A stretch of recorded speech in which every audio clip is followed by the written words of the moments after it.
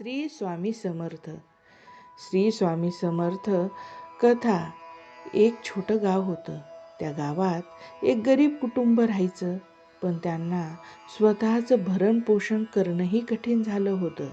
त्यांच्या घरात दररोज वाद आणि चिंता असायच्या, पण त्यांना एक गोष्ट माहीत होती, स्वामी समर्थांची कृपा सर्वत्र आहे. एक दिवस घरातील शेतकरी चिंतेत बुडाला होता. तो स्वतःला सांगत होता, काय मी कधीही सुख पाहणार नाही का? हे दुःख कधीच कमी होणार नाही का?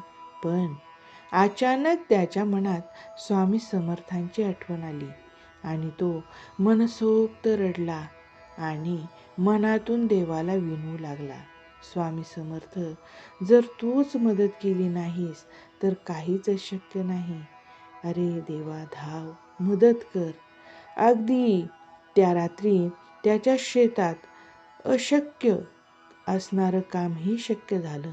पाण्याचा स्रोत अचानक भरला आणि त्याचे शेतीचे पीक वाचले.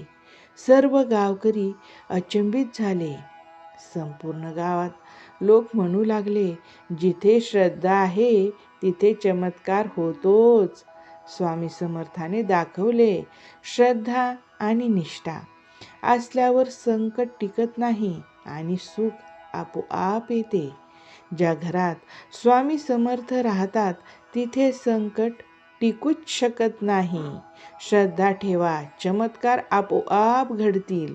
श्री स्वामी समर्थ. श्री स्वामी समर्थ.